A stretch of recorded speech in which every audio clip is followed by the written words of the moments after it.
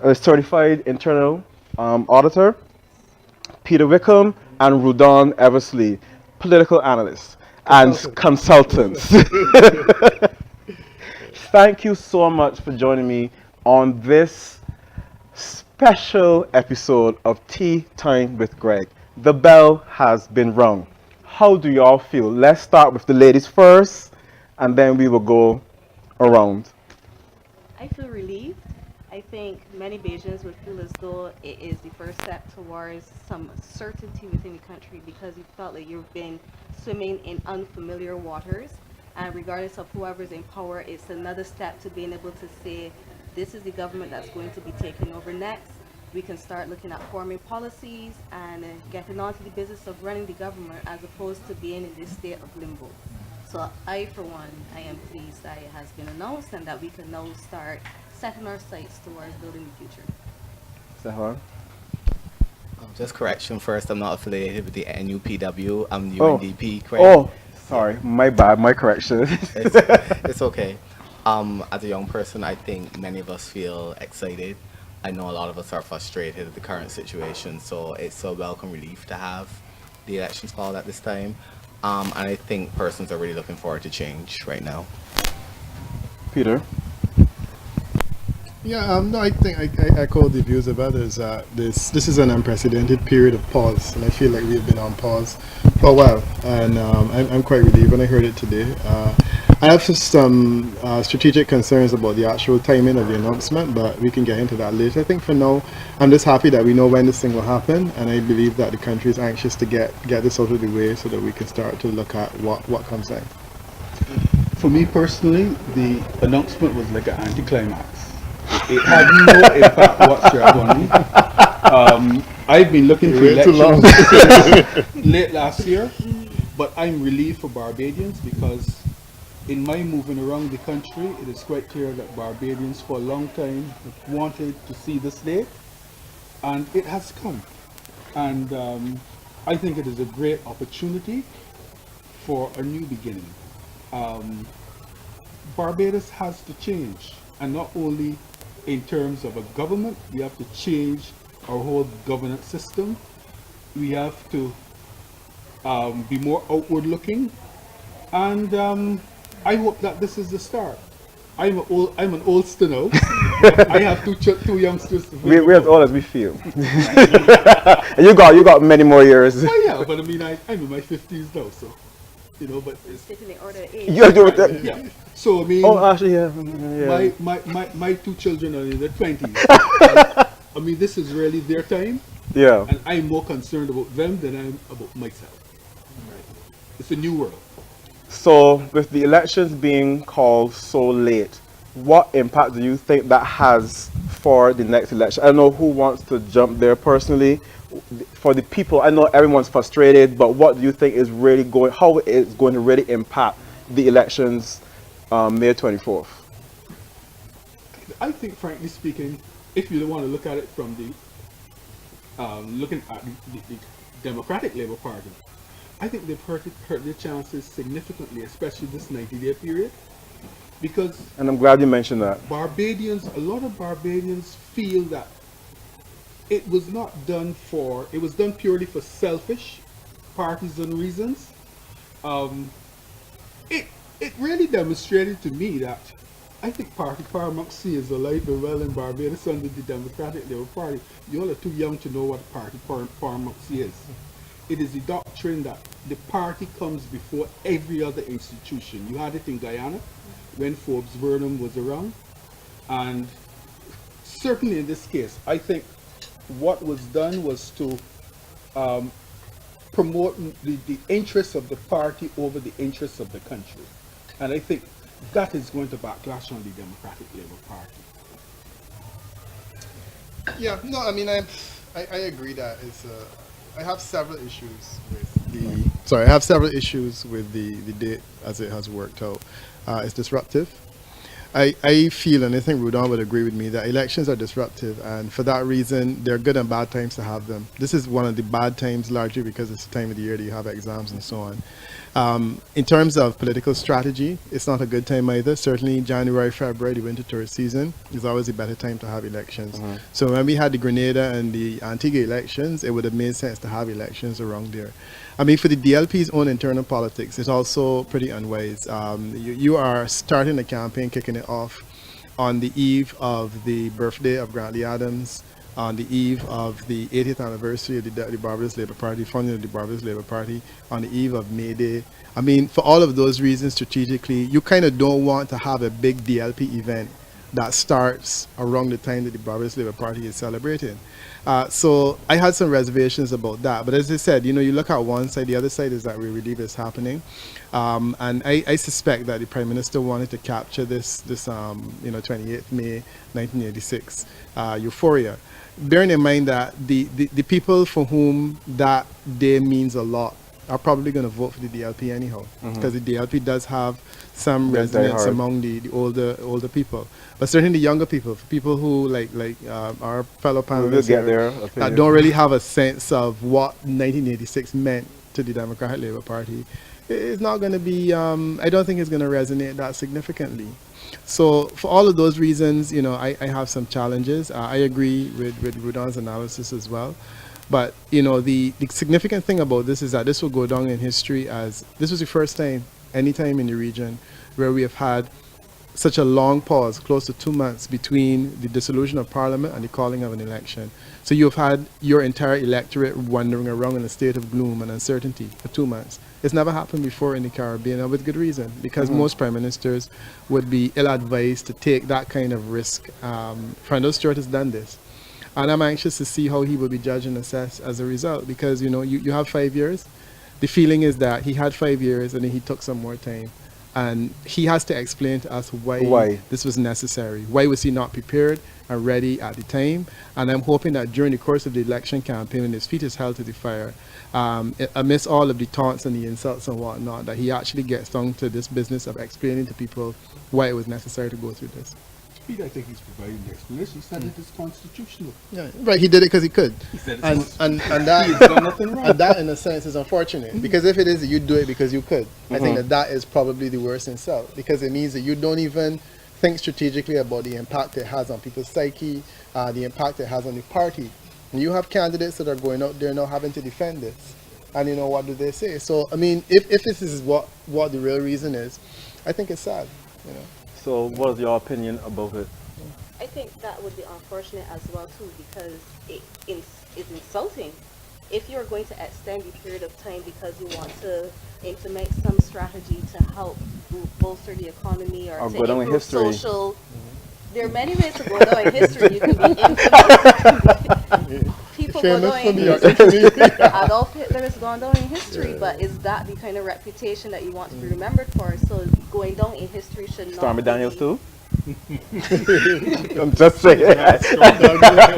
Those were some rocky seas. You had persons who've gone down in history, but it's how you want to be remembered, especially for the BLP in particular. They have legacies like Barrow, which I may not have been around for that time, but it was so significant, it still resonates with persons who were not a part of that time. And when I compare that legacy to what I see now, where you may have the law on your side in terms of extending to the 90 days, but do you have the people's hearts when you do something like this, and the only explanation is because they could? Very true. How do you feel about it? I think it's going to backlash against the Democratic Labour Party. And also, given the fact that it's taken so long to happen, this election, the Democratic Labour Party has a image right now of being an inactive party, a party of inaction. This only cements that view among the populace of Barbados.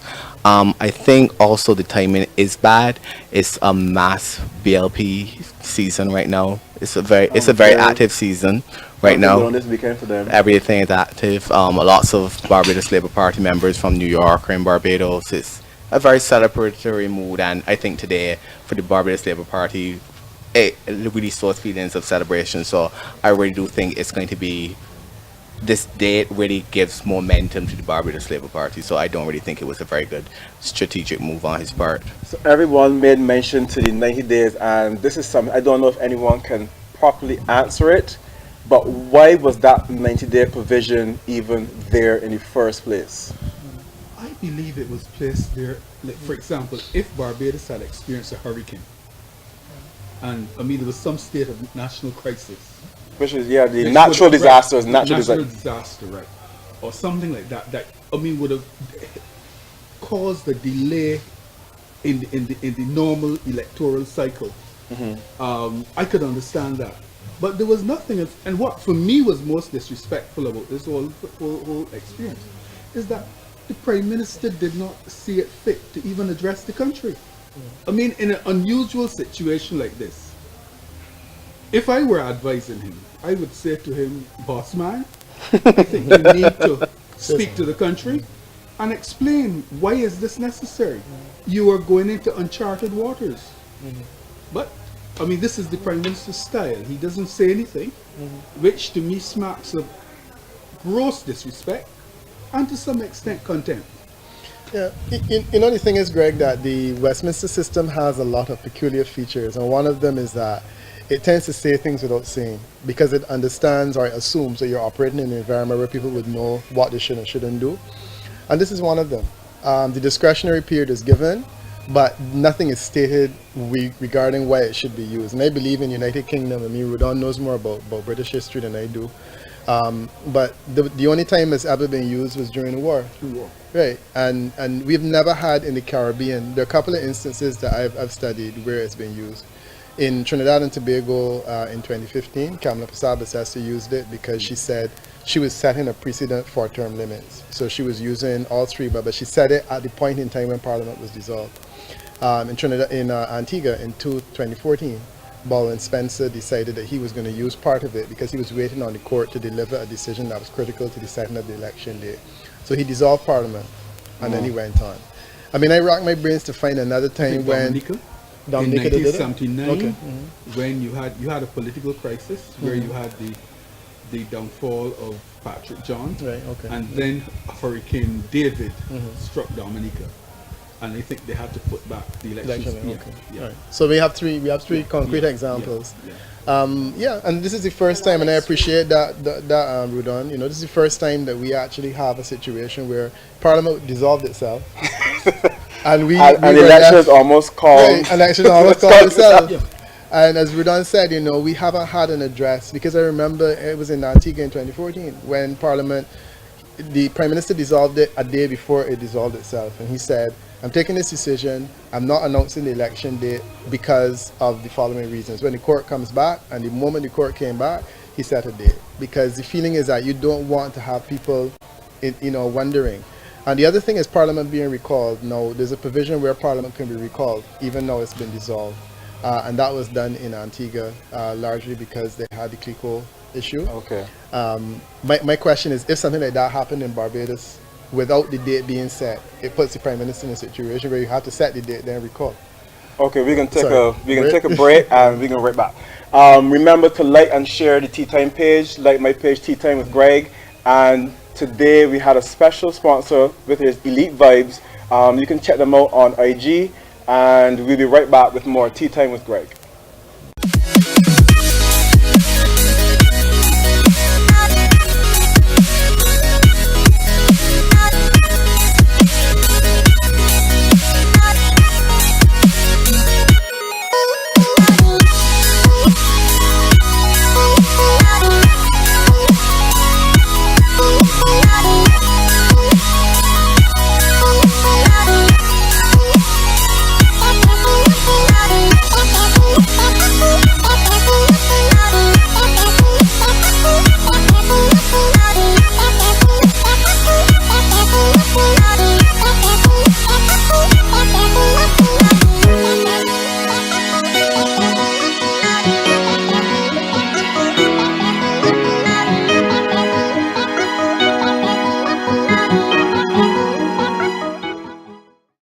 What time do Mom and Dad get home? I feel like I'm forgetting something.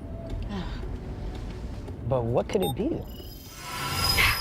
I have to remember to do everything. Oh, babe, look. Jay remembered to start the washer. Jay? He is so responsible. I wish Kyla could be more like him. What? I did the laundry. Really? Tell me about that. The new Kenmore Smart Washer and Dryer. Be smart, be connected, be amazing. Exclusively at Sears.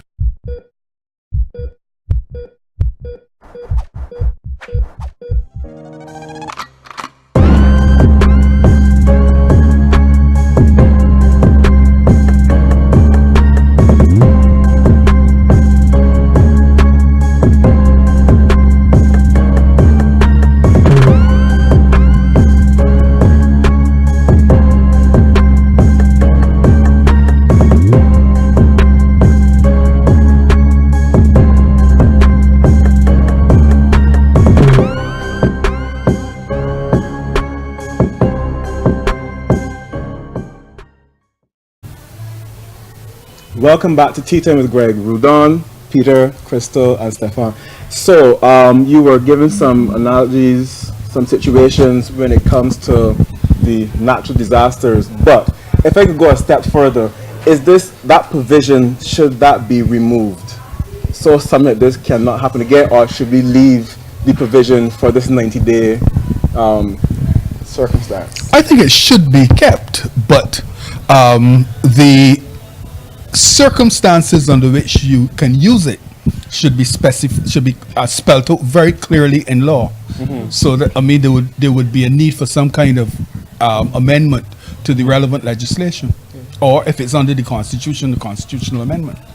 I support term limits, and I think I've gone on record in supporting term limits. I like the idea that when you have one election, you know that on this day, 5 years from now, you have the next election.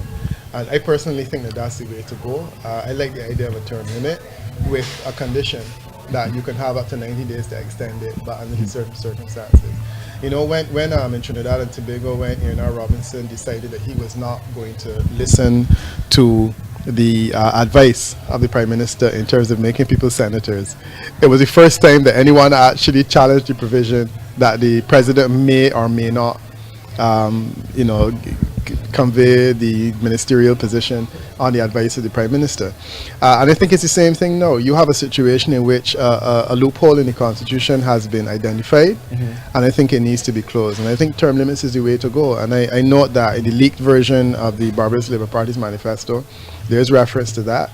And I hope that the leaked version is a reflection of what the true version will be, and that they actually do move to close the loophole, because we can no longer assume that there will be a level of, one can say, honor and decency in politics at all levels. And where it's possible that someone can abuse a loophole, they will. So I think it's time that we need to close. Is also a priority as well. I believe in that. I think so, yeah. And it should be a time like in January, a time that is is more convenient, so that when you're looking at setting the CXC timetable and stuff like that, you don't have to think about the fact that a Prime Minister may wake up tomorrow and decide, I think let's have an election.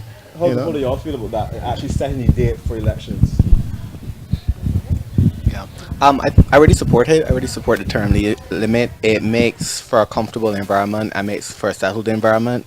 Also, I think that the provision, I think the drafters of the Constitution within their minds had it that was going to be used for an emergency provision, and I think the drafters never intended that it would have been abused. This clearly highlights that there is room for abuse in the provision, although it's within the law, but because you can do something doesn't mean you necessarily do it. So I do think I support term limits, and I think it would make a lot more comfortable experience and probably alleviate frustrations of the electorate. So in audit terms, we have this thing where we look at what could go wrong, literally. That was the question I had coming for you. So Quite literally. You beat me to it. So you go through and you look at, okay, this is my process. This is what it says. This is what could go wrong. This is what could go wrong. This is go wrong. We do that so that we can say, if this does happen, this is what we will do next. Now, there are times when you could do it before it happens, and there are times you do it after the fact. So it means the damage has already been done, but you want to make sure it doesn't happen again. In these circumstances, we have to depend now on faith, because the system is structured in a way that we have to take the word of the particular parties, give them our vote, and hope that they do what they've promised to do. And if they don't, we're stuck with 5 years of another set of broken promises. So it's a very faith-based system that we have going on in this country. And that's the one thing, because I became very political. I don't know where it happened. But I just became political. I don't know and then either. poof. It was somewhere in my blood lurking to come out. But the one thing that I've been hearing from a lot of people is that with politicians, they think liar, they think lies, they think mistrust, and think corrupt. So I personally feel that something about the word politics and politician needs revamping and restructuring to put faith back in the people that they're here to really do good for the people. How do you feel about that? I think that a lot of that stems from the fact that politicians often tell people what they want, what they want to hear, rather than what they should know. I mean, that's one of the reasons why I have resisted the temptation to enter elective politics, because I might not last very long. No, I will. No. Telling the truth. I'll tell you the truth. Can- Because at the end of people the handle day, the truth? I have to sleep well at night. If I lie to you, I mean, it would play on my conscience. But this is where society needs to take some responsibility, because even in the last elections, I think the BLP tried a bit to tell the truth in terms of privatization, and that was turned around as a weapon against them. And then you have a DLP. But you know why that happened? Because our people generally are not economically literate. That's fine, but Right? then you And have, it as a is society, you exploited. have to hold them. You have to hold them accountable to the fact that the very thing you used against this party is what you then turned around and did within your tenure. Yeah. So we have the Hilton being sold at power prices, as far as I'm concerned, because the valuation that was done. It was done at a time before renovations were even put into place. Millions of dollars in renovations, and you're taking an outdated valuation and still chopping the price significantly below half of that. And you're trying to tell me that this is for my benefit and this is for my good, and you want to keep it secret when this is information that belongs to the people. We need more transparency. We need And more openness, accountability. And I want to say this. We can learn a lot. You're familiar with the Cayman Islands Constitution? Yes. The Cayman has a very advanced constitution. And I'm very proud to have played a part in selling it to the people of the Cayman Islands, because that was approved in a 2009 referendum. And I served as communication advisor to the cabinet during the time they were selling it. The Cayman Islands Constitution has provisions, for example, to call a referendum on any issue, but you must get a certain number of signatures to trigger that process. I think there's provision too for recall of a member of parliament, right? And most importantly, an election is held today in Cayman. You know what the date will be the next 4 years, so you can plan your business. Yes. You know that. So that's what I'm saying. So okay, like U.S. elections, should the date be set? Yes, I believe in And that. I really, where I I am, feel, right. That's where I, I believe in I that. really feel the date needs to be set, so we don't go through. Even if have, as you said, you revamp the reason, and you always saying for the provision for the 90 day. If that circumstance really does happen, you utilize the 90 days. But if that circumstance doesn't really come to light, there's no need to do that. So if it's May 3rd, it's May 4th, it's May 5th, it's April, you said January or February. So if it's February 6th, that is, you know how to prepare. By November, you start preparing yourself going into the new year, so that you're ready It's to a go. very predictable situation. No, I mean, the other side of it, though, is the advantage. I mean, Antigua Barbuda is an example of where recently a prime minister used the ability to call an early date to his advantage. Now, he was not following Baldwin Spencer, his predecessor, who pushed the election all down in July, because he felt it should be January, February, March. And I mean, I think that he certainly is right in that regard. So he not only moved it up to an earlier month, but he also moved it up a year, because the conditions were advantageous. And he's decimated the opposition even further as a result. So, I mean, if you look at it on the other side, this idea of calling an early date can give the government or the prime minister an unfair advantage, because he can set a date that's advantageous. So you have reasons on both sides. Reasons on the side of, people who want uncertainty, and the idea of taking away that strategic advantage from the leader, where he knows that the election will fall on this particular date, and he has to basically be ready for that whenever it happens. No, I don't know. This is not ready. This is an open question. What is the real state of the economy right now? I think that's. That's personal. I mean, everybody has their own perspective of where the economy is for them, but what is the true state of the economy right now? Brace for it. We in crap street. I mean, there's no two ways about it. Anybody who tries to tell you that it's not that bad, that the banks gave over their foreign exchange willingly, that we could still be buying things in Barbados, that is not a good assess. It's not fair to tell persons that, because there are persons in Barbados who still believe the words of a politician, and you have to tell the truth in a way that does not create panic. That is what you need to do as a leader, and be able to show persons there, even though we are in this position, there is a plan for how we can get out of it. And I think that's the problem, because there is no proper plan to get out of it. They don't want to say the truth. But we had 8 plans. we had many. plans. We had a what? R plan, a B plan. Like, We had about 3 plans. there's so many plans, and the input from the social partnership, it feels as though it's not taken seriously as well, and there's a lot of disunity there between the private sector, Because the this public government believes it was elected to govern and it will govern. That is it. I know. So that is the unfortunate part, and I think that you have a lot to learn going forward. I think what has happened is that we've exposed a lot of loopholes, not just in terms of the 90 days, but in terms of things that can be done without recourse. Because I think that is the feeling that I have felt, that things are happening in Barbados and Bajans have no say. How are we able to allow these things to happen, and 285,000 people can voice their concerns and they're not listened to?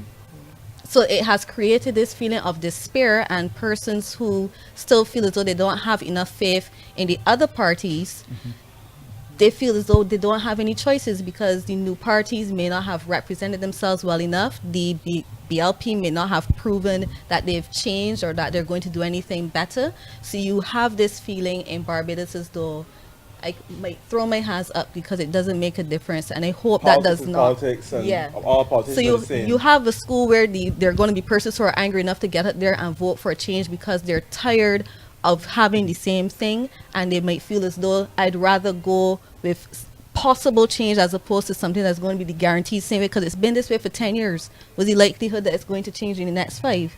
But you might also have another school of thought that thinks, what difference does it make? I want to locate this whole thing in 2013, because I think in 2013 we did ourselves an injustice in that we gave the Democratic Labour Party a government, but we didn't give them the political capital to do the kind of things that needed to be done. Now, I'm in entire agreement with you, Crystal, that I think that we are in a bad place economically, and I'm not an economist, but I can see that the future right now looks pretty bleak, especially since we have not acted on any of the major issues that we needed to act on economically for the last 5 years. Now, my feeling is that if we had done what Grenada did, which was to act on the issues in 2013, we would be in the place Grenada is now, where we're recording growth and things we're looking at. The fact is that Grenada had political capital. We didn't. Keith Mitchell had political capital. Freundel Stewart didn't.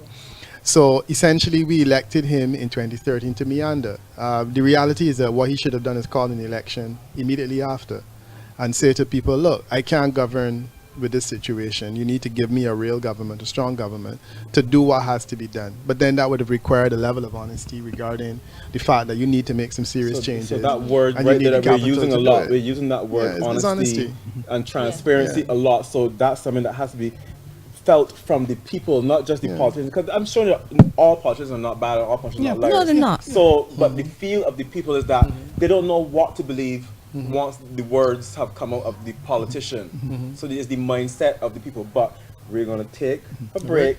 We are going to be back.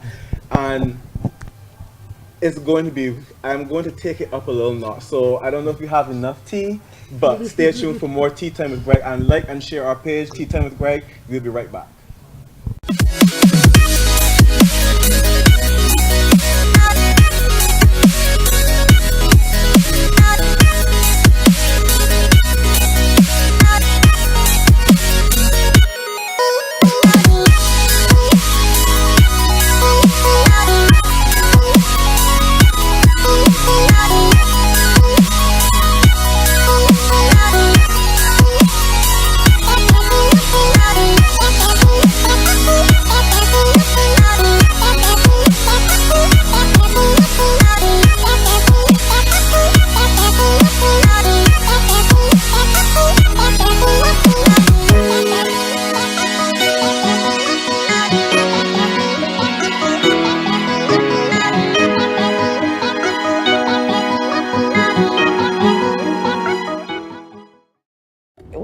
mom and dad get home, I feel like I'm forgetting something.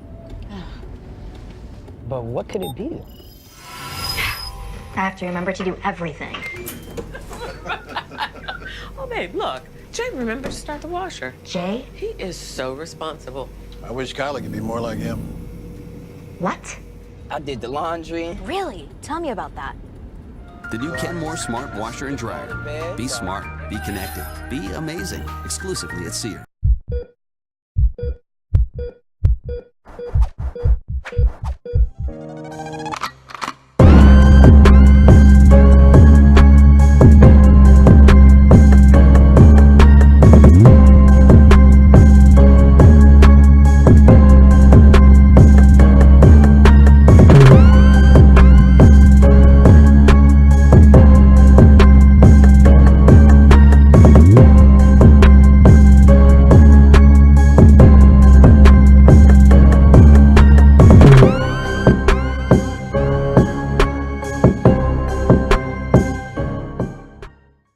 Hi and welcome back to Tea Time with Greg. Rudon, you said you wanted to pick up from. Yeah, the point that Peter made. I appreciate Peter's point about the government having a shortage of political capital because of the result of the last election. But in the circumstances, I didn't see that as a handicap in terms of its ability to respond effectively to the challenges with the economy. Again, if I were advising them, my approach would be to go to the people, because I believe that the economic crisis can be solved with the support and the cooperation of people.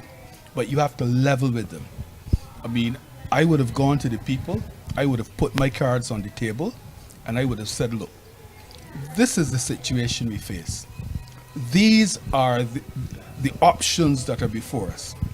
Some are going to be very bitter, but we cannot escape them. Tell us what you can live with.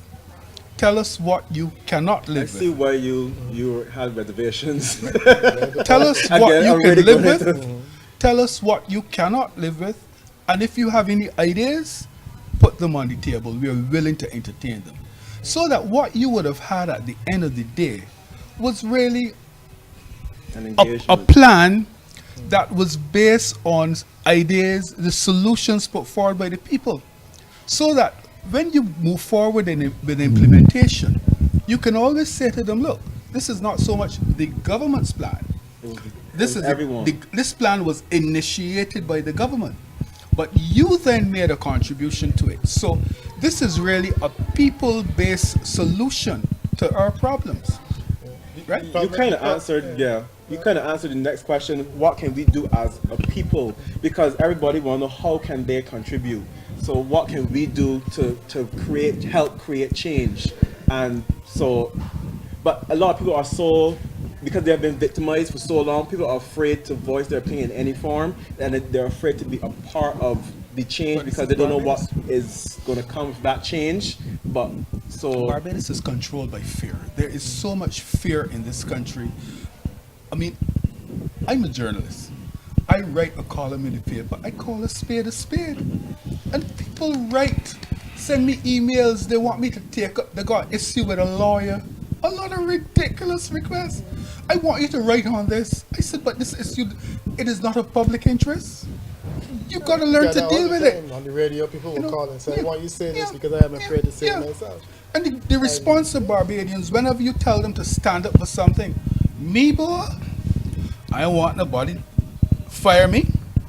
I got my 2 children to send school. I got my mortgage to pay. I don't want the people coming to pick up. That's a reality. As though you don't as well. Yeah. Those are the things that Barbadians say. That's a fact. It just restrains Barbadians. As a young person, Stefan, how do you feel when you hear stuff like this? And I know you are very opinionated, so that's not a problem for you. I think right now this conversation is going to need to be had right now during elections. How do we go forward? And participatory democracy, we have this kind of, especially the last 4 years, we had this kind of command and direct kind of government. I think we need to have and Barbadians, when we are dealing with issues, we have to be ready to have mature discussions, not wishful thinking or fantasy land. We know there's going to be hard medicine, but as Ruben said, tell us what you can. We want to tell persons what we can live. If not, you have a tax dropped on you that you are harshly opposed to. I mean, the Americans revolted against the king because of that, and we're doing the same thing in Barbados more than 200 years later. I don't think that's fair. I think persons should be able to freely voice their opinions, and persons who also are experts in their field should be able to contribute to the government. I think during the period when they were suggested that we have an eminent persons group, I think that was a brilliant idea. I think it would have been better to have a balanced view, an impartial view, instead of just a partisan view. I think that's the only way Barbados can go forward if we are prepared to have mature discussions on reality and not wishful thinking. I want to just take a slight diversion though from this, because I think it's all right to talk about, yes, as people we can participate and whatnot, but there's a peculiar thing about this Westminster system, that it assumes that we will have a king or we will have a leader, and that person will be in a position to take an initiative. So I mean, it's all well and good for us to talk about what has to be done, but a decision has to be made, and we have to have leadership that inspires and drives us down a particular path. Next question. So when I listen to Barack Obama, you know, and he says, look, this is the problem that we have, we describe it, these are the initiatives that we're going to take. And he says, I will take you by the hand and lead you down a particular path. That's what I'm looking for. And I feel that for the last 10 years, that's not what I've had. You know, I look back at the 94 scenario, and Rudon was an active journalist in that time, when we were having similar economic challenges. Erskine Sandiford said, look, this is a medicine that is bitter, you know, you swallow it, and I promise you that in 18 months things will get better. And I wasn't thrilled about it. I think Rudolph was happier than I was. But in the final analysis, at the end of the 18 months, at least you saw light at the end of the tunnel. Okay. You know, and I think that that's the challenge. Sandiford engaged. Sandiford engaged, yeah. I mean, 8% pay cut. Too much. You see, 8% pay cut. You went to the people and asked them to approve it. Yes. And he was on television. He was talking to the point where a lot of people said, all right, enough communication already. You know? So it was controversial. But I think as you look back, you say to yourself, this is to me what leadership looks like. And I don't mind the pill being bitter. I don't mind. I just want a leader to say to me, okay, Peter, these are the options that we have. This is the option I have pursued. You know what we don't want. We do not want our dollar devalued. Right? That's a fundamental no. I think around that you can negotiate several other things. We don't want layoff in the public service, but I think that we all appreciate it's something that will have to happen one way or the other. And it did. You know? We don't like privatization, but it had to happen, and it did. So we can negotiate around those things. You know what we can't do, and you know what the options are. And I think that it is really for the leaders to say, look, this is what we're going to do. We're going to take you by the hand. We're going to deliver whatever. And I promise you that in 3, 4, 5 years even, that things will get better. And that's the part that's missing. Because 5 years down the road. Because that was the next question. How important is true leadership for the next election? Leadership is critical. That was literally leadership. Everything just flowing so nicely. So that was my. If you look at the animal kingdom, the leader. Leadership matters. Leadership inspires. It motivates. I think Mufasa was the leader, right? Who's that? In Lion King, Mufasa. I really don't watch movies. Yes, he was. Yeah, we need a Mufasa. Go ahead. I think the issue is that whoever gets the reins next, they're going to have a very sobering task. And the people of Barbados have to make sure that when they hear certain buzzwords, they do not have this fear. So there are options, and I have an article on the Nation blog, Crystal Clear, where I spoke about the options that you have, because we're not the first country that has gone into junk status. We're not the first country that has had numerous downgrades, and there were multiple examples, Iceland being one, where they were able to raise themselves from junk status back to investment grade. So it gives you some hope that it can be done. But it took a great deal of work and a great deal of sacrifice, but they had a plan. Now we have several options which persons can execute. One that scares people a lot when they hear it is IMF. And IMF is not the boogeyman. It is not going to be it is not going to be smooth sailing. So I'm not trying to come and give the impression that we get the IMF and you snap your fingers and everything is all better. It's going to be very tough. But the thing is that we have been consulting with the IMF for some time. We have been implementing some of the recommendations that they've been making, and we've been suffering the very bitter pills that they have wanted us to take, but without one thing, the cheap money. So this is the thing that a lot of the economists and finance persons struggle with. Why are we taking all of this very difficult advice and implementing these plans and not taking the money? Because it's understood that the people of Barbados still see IMF as a boogeyman. And you don't want it to seem as though you went to them and did this terrible thing and then possibly lose the elections because Barbadians are afraid of what you're going to bring to them. So this is the reason I say this, is because I want Barbadians to have a mature approach and understanding when they hear certain options being used. And there are some people that think IMF and then devaluation. Correct. And So that that's the mindset. When you hit IMF, when the dollar get you the get value. the value. So how true is that, or what? The main thing you have to do is make sure you go to the IMF with a solid plan. They're not going to accept any and every nonsense that comes across their table. So you go to them with a plan, and if you can work out something that you can both say, yes, we agree that this is what we're going to do, that is what you would do going forward. So you do have the input to say, okay, yes, this is what we agree to. As you said, devaluation's off the table. We'll do everything else. But, so obviously there has to be some give and take, and there are going to be things happening that you're not going to like. But you can't get everything in these things. We have this fear of the IMF. We do. I'm not afraid of the IMF. I believe that with the IMF, you get what you negotiate. Yes. And therefore, if we go into the IMF, we must understand the issues, we must understand our positions, Correct. and we must be able to effectively argue those positions in a Correct. way that persuades the folks at the IMF that, look, this is really the right way. We're prepared to give this a chance. Correct. Sandyford did it, because they were talking devaluation. In fact, Barbados was the first at the time that avoided a devaluation in the circumstances. So it was done before, and we can do it. So this is like having a mortgage. Right now you got a mortgage at 15%, and somebody giving you the option to have it at 4%. I believe that's about the rate that you're getting now. And you taking all the advice the person gives you, but you frightened for people to know that you take the money from this person. You're doing everything they tell you to do anyhow. So who in there, think of it practically. If you had the choice between 15% interest on your mortgage or 4% with some conditions, which one would you take? And it is very easy. I mean, in negotiation, you basically put on the shoes of the other person. You look at what would they need, and you try to meet their needs. And I'm in no way saying this is the option they have to take. I'm just saying this is one that they may take, and if you hear it, do not panic. Don't be afraid. Oh my God. But it goes back to what I said: Barbadians are not economically literate, and I think we need to educate our people about economics. Economics a fact of life. Which goes back to an issue with education system on the whole, because we see that's a whole other topic altogether. 21st century world is dominated more by economic issues. But you need to break it down in a way that because when you're going to school, if you're doing sciences, you're not allowed to do economics or business or anything like that. But there are things from every facet of education. There are things I don't know about in terms of history or science that other people look and say, but that's basic law, how you don't know this? Quickly, someone asks, is the IMF the only way? No, it's not. Okay.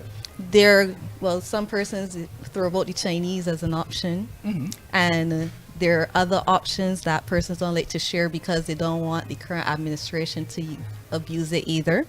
But there are other alternatives. This is just one, and each one comes with consequences. So anybody who tells you there's a risk-free option to get out of this, run. Run far, because they're lying. There's nothing in this world that's risk-free. There may be minimal risk, and there are going to be calculated risks. There's some risks that you can say up front, this is too much for us to take on. But there are other risks that you can say, we can manage this and we can live with this, and if we do this, we can get through it. So you can't just go wild and pick any and everything either. You have to sit down and look at all your options. And when you hear these options, sit down. Don't be frightened to ask a person, this makes sense to you? Because it don't make sense to me. Because if they can't explain it to you in a way that you can understand, they may understand it properly themselves either. Okay, well, we're going to take another break. Remember to like Teatime with Greg page, and you can just follow everything, look back at all the videos, and trust me, there are lots. And Peter was one of my first privileged guests. So you can check all the videos on Tea Time with Greg on Facebook page. And today, Elite Vibes was one of my sponsors today, and you can check them out on Instagram. And you're watching Tea Time with Greg.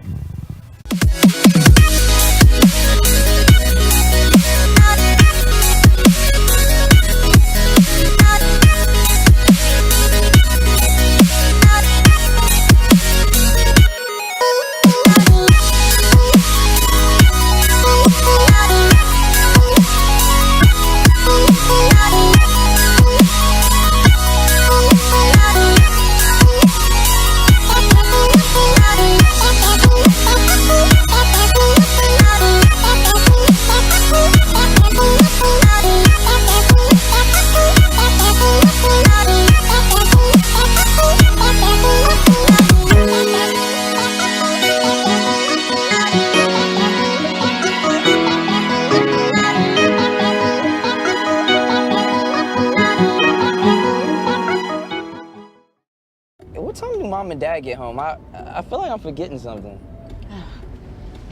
But what could it be? I have to remember to do everything. Oh, babe, look.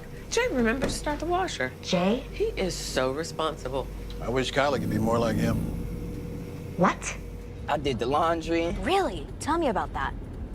The new Kenmore Smart Washer and Dryer. Be smart, be connected, be amazing. Exclusively at Sears.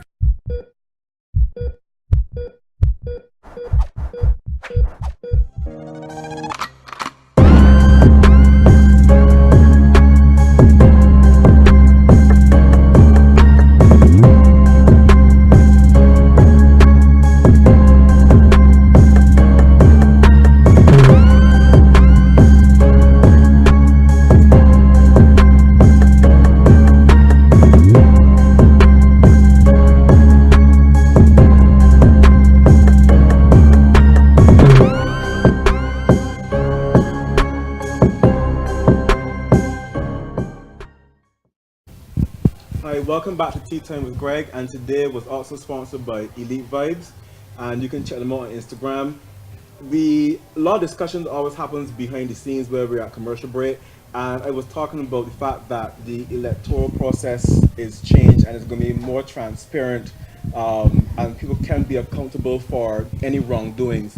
How do y'all feel about the changes that have been made to the electoral process? Or people actually vote in there? Well, no, I heard reference to the turning around of the ballots, the voting booth. I think it makes perfect sense. You know, I've seen it in the U.S. where you can sit and you can watch people voting. What's going on. Yeah. You can't see what they're doing, but you can watch people voting. And it has a lens of transparency, so I like that very much. I like the idea of people depositing their phones and so on before they go in. Makes perfect sense. All of these are changes which I think are long overdue. The one thing I want to hear, though, is I want to hear politicians going on record and reminding people that their ballot is private and they have nothing to worry about, that no one will know who they're voting for. No one can give you money and say, oh, I will check, because it's impossible for them to check. And I that's the one thing I want to hear, a series of public service announcements run by politicians who go on record and tell people, you can feel free to vote for whomsoever you want, because we will never find out. That's something I think is needed. What do you feel about that? Yeah, I think that's definitely needed. I think persons need to understand the electoral process, and especially first-time voters really need that confidence that when they place their X, that it's private, it's between them, and no one knows, and they have the decision to vote on their conscience and who they really want to vote to. And I think a lot of times, because politics is so polarized in Barbados, pressure from family to vote a particular way can also influence that decision. And I know young persons may be wondering, can someone really trace that? I have as a young person know that it's totally impossible, but not everyone knows that. And I think that would make for a lot more comfortable process. Okay, how do you feel about the procedures now? Anything that helps in the fight for transparency, I'm all for it. And I take all the baby steps, and I hope it paves the way for more transparency, because I think sometimes for some politicians, they feel captive to the way things are as well. So if it releases them from being able to manipulate the system, it might help them to be able to operate with a bit more honesty and transparency as well. So, let me jump into it because the time draws near. The voting day, Peter. Is there anything you can say when it comes to what you feel about election day, and are you not putting anything out there yet? Oh, you mean what's likely to happen? Yes. Oh, I mean. You're putting me on the spot. No, I mean I can tell you based on the polls that we did, the last published polls that we did in 2017, we were seeing a shift towards the Barbados Labour Party that was significant. When I say significant, I'm talking about significant in historic terms. I certainly think that it's possible that some of that could have been mitigated, but my reading and my feeling of things on the ground is that the situation has gotten worse. I think that the Prime Minister would have done a lot better, the DLP would have done a lot better in January. But my sense is that, the situation has been pushed further and further. So I can't give you a more up-to-date reading, but I think that right now it is the Barbados Labour Party's election to lose. And I think it has a lot less to do with the Barbados Labour Party.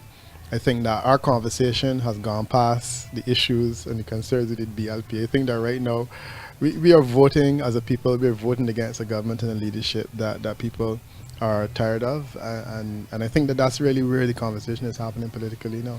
How do you feel? I think on election day we will see a change of government in this country. I mean, I'm sensing that as I move right around the country. I cannot say precisely what it will be in terms of numbers. The numbers and who. I think it will depend very much on the swing on election day, because there's a lot of anger in this country. And if that anger is expressed in the ballot box and directed against this government, I think we could very well be seeing a situation like in 86 or 1999, the virtual annihilation of the Democratic Labour Party. How do y'all feel? How do y'all feel? I think election day is going to be. I think it's going to be an electric atmosphere.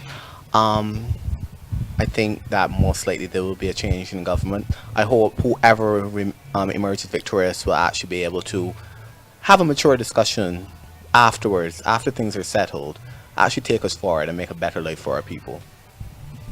I actually get a little scared when I hear all the positive comments, because you don't want to get disappointed. not only that, human beings are a funny thing. You're not predictable. And have short-term memory. Not only that is a very key thing. But you also get this sense as well too when you hear, well, this is the election for the BLP to lose, and the persons who would have gone and vote for BLP, they get it the morning saying, man, BLP gonna win, so they don't really need my vote, I could stand home. I think that their one X doesn't make a difference. Exactly. And then another person will say, well, if BLP can lose, I know that I want BLP to win, I go out there and give my vote, when they may have even stayed home and not bother with the process. So as I say, human behavior is so unpredictable, and I am hoping that persons do not take this as an indication that they could just rest on their laurels, but they get out there and vote, because as far as I'm concerned, the current government has proven to you what you will get in the next 5 years. So you could either vote for more of that if you think that that is fine. You could vote for more of that. And in the other parties, it will not be a guarantee of change, but it's a hope for change. So you, those are the two options. You have more of the same, or the possibility of change. If your standard was set so low, I know. I like how you put it. No, and the good thing I think is that we had 2013 in Barbados, where election day I'm walking to my polling station, because mine is walking distance, and people are telling me that they don't know what happened. Exactly. My neighbor people out the window and tell me, man, I ain't bothering. You done tell me what happened, and I know what's gonna happen. So I say, all right, no problem. I will vote.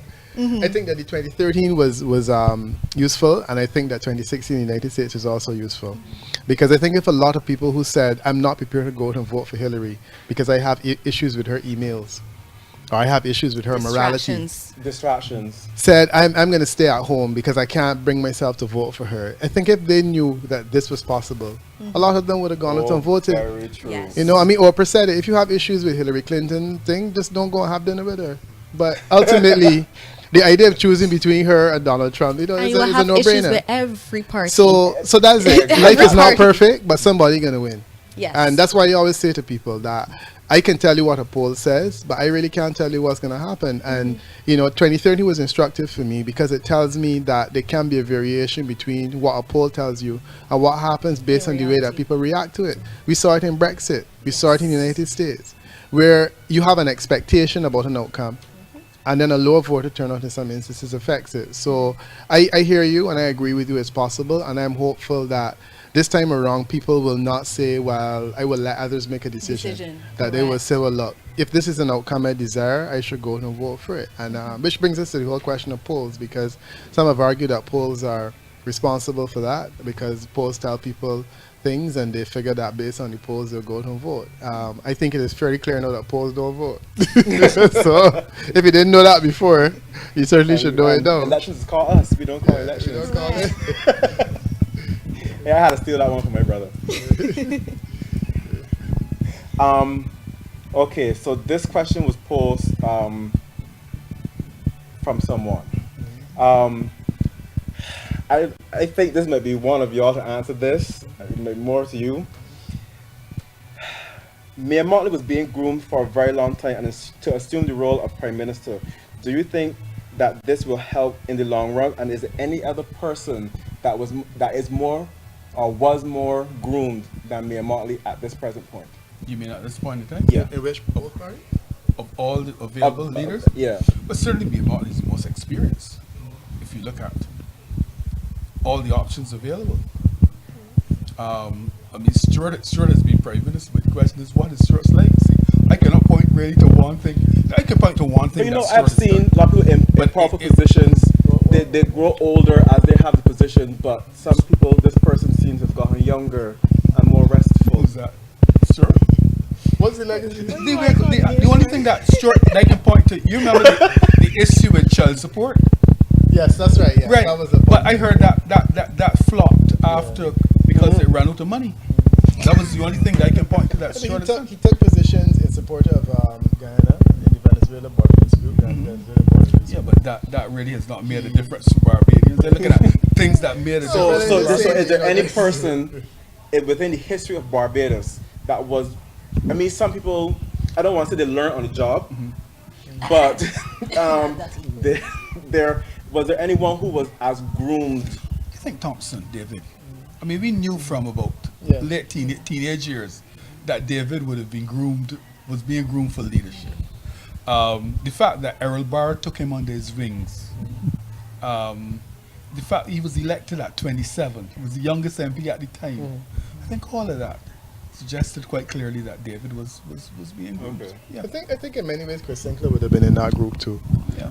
Let's be realistic. Okay. We're talking about Chris Sinclair when it looked as though David Thompson wasn't going to make it, and the Democratic Labour Party needed to look to someone to carry the organization forward. I think that Sinclair at the time appeared to have been one of the people that had this thing, and certainly if the polls are to be believed, the majority of Barbadians felt that he was the best person to carry the country forward. Things have not worked out as we would have liked, but suffice to say, he's the kind of person. And I'm comfortable with Rudon's assessment right now that when you look on both sides of Parliament, when you ask yourself, who are the logical persons that could take Barbados forward? Her name definitely has to be at the top of the list. She polls better than any of the other individuals who have led this country and not been Prime Minister. And I think that's significant because her level of polling now is higher than when Arthur's was when he was in thing. And he's the person who set records in terms of leadership for cadres polls. She's doing well. But then there are others in there who I think will make good leaders in the future. I have my eyes on a few people on the BLP front benches. I like Santa Bradshaw a lot. I think that she has a lot of stuff. I'm already looking at the economist. Ryan Strong? Not Ryan Strong, the other one, the other lady, Marsha Haisley, Marsha Cattle. Yeah, who excites me with the way that she articulates herself and so on, even though she's a young politician. So I'm seeing some magic that I believe there are people that we can look to in the future and say, look, these are good alternative leaders. On the Barbados Democratic Labour Party side, I think Don Valinis's name emerges Yes. in a way that it didn't when we were having the conversation about Sinclair. Mhm. But I think that he's demonstrated over time a willingness to speak and He's so on. very intelligent and willing to say he's wrong. Yeah. So I think there are other people in there that we have to think about when we talk about leadership. The challenge is that right now there are two options for leadership. It's just two. Motley and Stewart. And Stewart, right.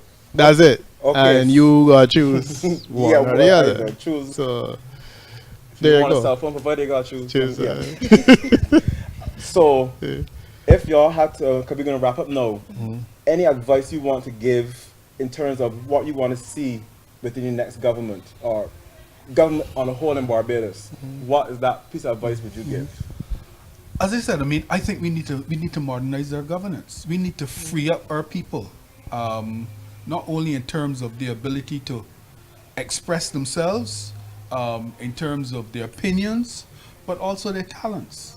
I mean, there's too much bureaucracy in Barbados that one hinders development of business, and I believe that government has to become more of a facilitator. I used to believe a lot in socialism in the 80s. I'm not so much a socialist now. I mean, I believe in pragmatic socialism, if I may describe it as that, where the state will intervene prudently. But I believe, to a large extent, government should try to free up, allow market forces to basically to just move on, move ahead, but intervene where necessary. Peter? No, I like the line that Rudon has gone on. I've let go of socialism a lot. I was also a socialist back in the 80s and 90s. I've let go of a lot of that. And the other thing I've let go of is this whole idea of identifying with a political party and believing that anything else is evil. And I think that that's part of what this process has taught me, that we have to get to the stage of political maturity where we can have a conversation about what we want for Barbados that can be delivered, and it isn't necessarily going to be always the BLP or always the DLP. We need to become truly independent and itinerant in terms of the way that we vote and we think.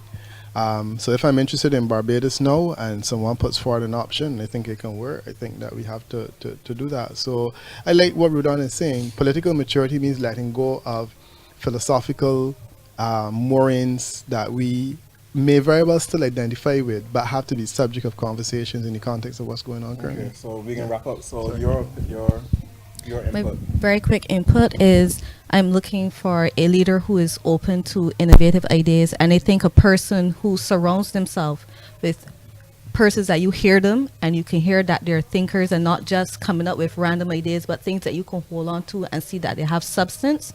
A person who surrounds themselves with, at least you're not going to get a full party of that, but with enough persons where you could say, yes, this person has surrounded themselves with innovative thinkers and they look as though they're willing to have them speak and listen to them and take their input. That's the person that I'm going to be going with, because we have learned that one leader alone can't do it. They need a strong body, and not just a strong body, because the DLP does have candidates that have high intelligence, but they need to be listened to. Okay, and finally. Okay, openness, transparency, and a shared burden of governance. I think Barbadians need to participate more in their governance, especially after this election. The critical questions are going to come up regarding healthcare and education. I would like to see a reform in those systems where perhaps there's like a national health insurance scheme where persons pay into that scheme from the beginning, and they're able to draw down upon that scheme when they really need it, instead of just burdening taxpayers with that. And also, when I say shared burden of governance, I don't mean just 30 persons in Parliament being the only persons who can make policy and formulate policy. I want to have institutions, and I want to see young persons participating in institutions such as think tanks that are actually taken seriously when we advance the issue and probably can have some input into policy and dialogue. Okay, thank you so much, Rudon, Peter, Crystal, Stefan. Thank you for joining me today, and the bell has rung. So, here. Yeah, so we don't have to wait anymore. You said this was anticlimactic for you, but I was pleased as punch. So, Elite Vibes was one of our sponsors today. You can check them out on Instagram, and we will put the link in the post. And like Tea Time, watch all of the videos. You can share the videos with Tea Time with Greg. And this was a wonderful episode. And share the love and share the fun. You're watching Tea Time with Greg.